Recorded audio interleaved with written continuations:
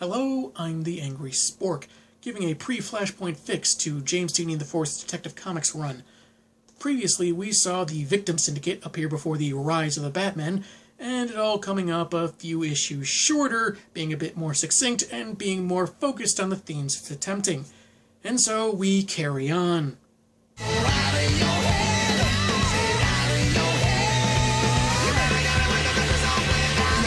Batwoman begins. Feels kind of pointless. In this version, the Justice League actually cleaned up the monster body parts with Argus's help, so there's just reconstruction left. It's slower than it could be, but a lowering crime rate really helps. No monster formula subplot that goes nowhere, no Argus encampment. This could be a single-issue flashback to Kate's time clashing with Samuels, their rivalry, and times in her training and military career that are in some way similar to her training the sidekicks in the present. As with other arcs, I'd actually feature the use of the bullet train pods and other things that the original comics merely mention to reduce the crime rate in the city so we actually believe it when it's mentioned.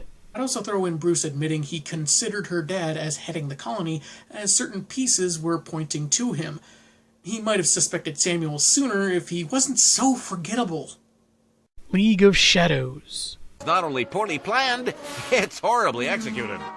You are so disappointing on so many levels. I hate you all so much! Recently, Cassandra has indulged in seeing local ballet performances and takes note of the skill of Christine Montclair. Surprisingly, the dancer happened to notice how engaged Cass was, and the two strike up a friendship. Similarly, Luke Fox has taken on an eager young protege, though keeping Bat-related stuff hush-hush, and Kate started seeing someone new.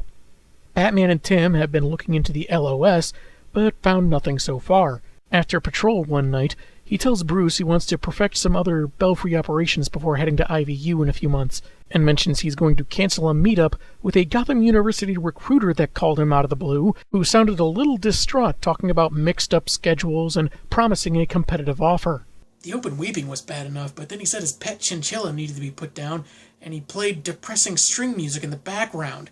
I'm beginning to think he might have been trying to guilt-trip me.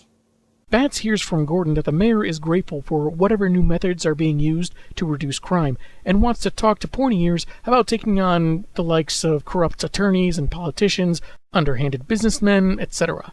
Part 1 ends with Batman arriving at the mayor's office to find him dead, with a bat symbol smeared on the wall with blood. Part 2 opens with the police busting in and firing on the Caped Crusader.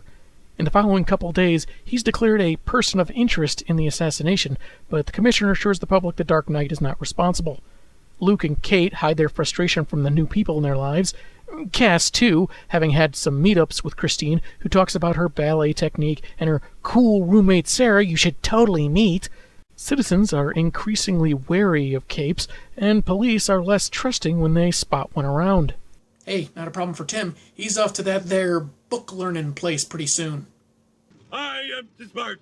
I am too smart. S-M-R-T. I mean S-M-A-R-R-T. Some crimes pop up with the trademarks of various rogues, but they're all accounted for or have truthful alibis. And again, we would see this unfurl instead of just being told about it. One night, Black Bat is on patrol, when Proxy says people in Robinson Park have been exposed to fear gas and are attacking each other. That's when Cass hears a woman scream and says she'll be a minute. She swings into an apartment and takes out a man with a large knife, and discovers he was threatening Christine, who calls her Cassandra. This surprises and distracts the crime fighter long enough to be jabbed with a sedative in the shoulder from behind. Oh, by the way, this is Sarah. Before Cass passes out, she sees Saran Gorel, the ballerina from Prague, and one of Mother's orphans. Part 3 opens the rest of the crew trying to subdue the raging pedestrians, as Batman wonders where Black Bat is. Or Scarecrow, for that matter. He loves to watch his gas do its thing. Luke is suited up in his lab, but before flying out, his armor froze up, sabotaged by his protege. One rioter is Kate's new girlfriend, who suddenly calls Batwoman by her civilian name, then kisses her to distract from the tranquilizer, making her all the easier to carry away. Tim sees this and tries to stop the abduction, but is actively blocked by the rioters, showing they've been acting. Taking off the kid gloves, he, Bats, and Spoiler manage to knock out several attackers before the rest get away, each of the capes managing to get a tracker on one. They take one to interrogate, but he doesn't talk, so they end up leaving him to be collected by the police with the others. If only they'd attack indoors, then we could have flickered the lights on and off until they cracked. That always works. They return to the Belfry with the unfortunate news that Proxy can't track their teammates, the enemy using some kind of scrambler to mask their signals, so the trackers don't pan out either. Mentioning that Black Bat was responding to a call of distress near her location, Proxy cross-referenced with neighbors having called the police in that area, but when they arrived, no one was in the apartment, one rented to a Christine Montclair. Steph recognizes the name, as Cass had mentioned making a new friend that got paid to jump around in tights. Street cams caught her driving away soon after Black Bat's last communication in a car with another woman, identified as Sarangorel, and Cass barely seen in the back. In a cavern near a large bomb, Cassandra awakens chained to the wall, her belt, cape, boots, and gloves removed. She sees Kate and Luke being chained up nearby, still unconscious, and overhears talk about the Drake kid not taking the bait. Christine approaches, saying of her deception merely, "What can I say? Long con." Cassie drops her head, despondent. Fake friendliness. I like it. What a diabolical little plan. Meanwhile, Tim reasons that the orphans must have killed the mayor to sow further distrust in the vigilantes, and mask their activities under the veneer of Gotham rogues. Others drew close to their civilian identities, confirmed by Kate saying her girlfriend's name in surprise before being taken. Likely, Luke's enthusiastic new pupil and the desperate recruiter are also in on it. And yet no one tried tricking Steph. No new friend, no spontaneous job offer, no creepy dude asking her out, not even someone claiming to be a Nigerian prince offering her millions of dollars for no reason. Bruce Wayne hadn't received any new acquaintances recently either, so either they were forthcoming or they'd be taken on patrol. Otherwise, he agrees with Tim's assessment, as well as Steph's idea that making their night jobs more stressful would make them cling to newcomers in their social circles, putting them at ease. Though they can't track their teammates, the ballerinas drove in the direction of an odd energy signature beneath Gotham. Part 4 opens to Sarangorel indulging herself, punching the restrained Black Bat for her earlier defeat, but is called off by Poppy. They have preparations to make. Batman, Spoiler, and Red Robin arrive where Proxy estimated as the kidnapper's destination, and enter the sewers, soon encountering 2 ex-orphans with a restrained Robin threatened with a gun. As ordered, the 3 removed their gloves, capes, belts, and boots, and are led further inside.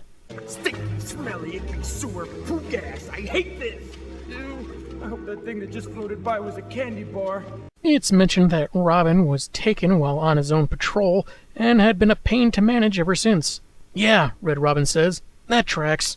They're taken to the cavern with the bomb and chained up with the rest of the team. Poppy formally introduces herself as the leader of the League of Shadows, surrounded by her minions, with the vigilantes staying masked because they already know who they are, but don't care because of grand plans and such.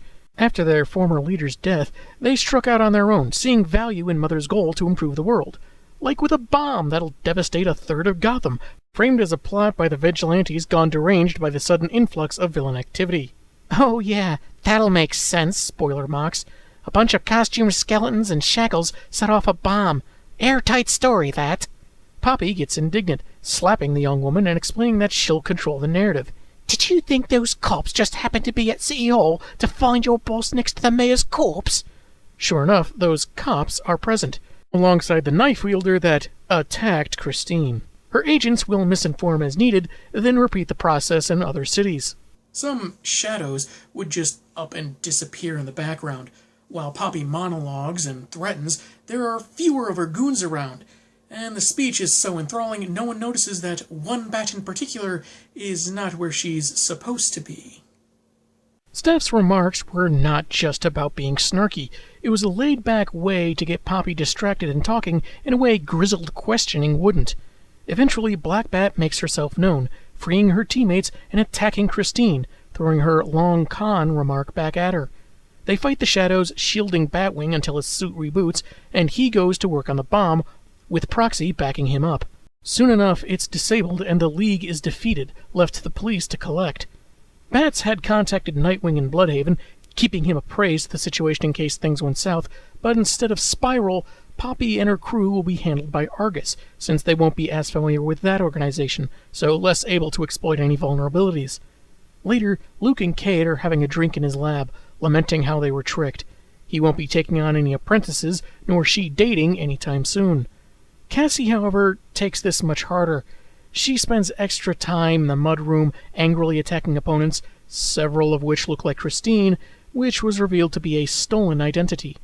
After letting her cool off, Stephanie says everything worked out, but Cass disagrees. She's never had much problem knowing who to trust, since she could always read people's intentions, but Christine never let on. Everything about her body language, her every movement indicated she wanted to befriend her, had fun talking about ballet, was excited for Cass to meet her awesome roommate Sarah. And she was all those things, just so she could betray her for their cause. And now, Cassandra Cain isn't sure if she can trust her own senses again. Epilogue. Poppy is awaiting transfer to Argus custody when she's abducted by Orphan Prime, still investigating his own past. Poppy may well have answers for him, but if not, she's a dead woman. He's too paranoid to try 23andMe. So, Cassie's big battle with Shiva is not remade into an insulting mess. Shiva isn't remade into an insulting bargain bin villain. Ra's al Ghul isn't involved at all. And I fulfilled a tease I made in my Fixing Batman and Robin Eternal video. All in 4 simple issues. The Wrath of Spoiler. What you just said is one of the most insanely idiotic things I have ever heard. Tim is away on a preparatory visit to Ivy University along with Grayson for some much-needed bro time. Lately, meanwhile, Stephanie has wondered about Batman's methods. The Belfry system is efficient, cutting crime down before the League of Shadows attacked, but the Victim Syndicate made her wonder if there was a better way to combat crime without attracting theatrical villains. She doesn't do something stupid like cut power to the bat signal, but she does try to be extra stealthy when she discovers a villain has taken over a TV studio to, you guessed it, call out Batman. It could be a new incarnation of Wrath, since in this continuity there had already been 2 guys with that name, but it could just as easily be a newcomer or some other lamer villain. She does her best not to be seen, doing much like she did in the original, making more sense this time since it's a more experienced Stephanie, but she does get spotted by one of the studio crew, the villain before knocking his lights out, and definitely by Harvey Bullock and some other cops. Vigilantes, especially ones with bat symbols, have been very suspect lately, so it's a tense meeting before Spoiler makes her getaway. She figures she can talk with Cassandra about improving her stealth skills, but later, as her friend is still reeling from Christine's betrayal. Someone approaches her, wanting to talk about changing Gotham for the better. That someone is Anarchy. Lonnie Machin is hooked on life support, and Ulysses Armstrong is with the colony, so who could this be? Tinian is not writing this, meaning no one is pulling off their mask and announcing their civilian identities every 3 pages, so we'll have to wait and see. I'm the Angry Spork, and man have I got issues.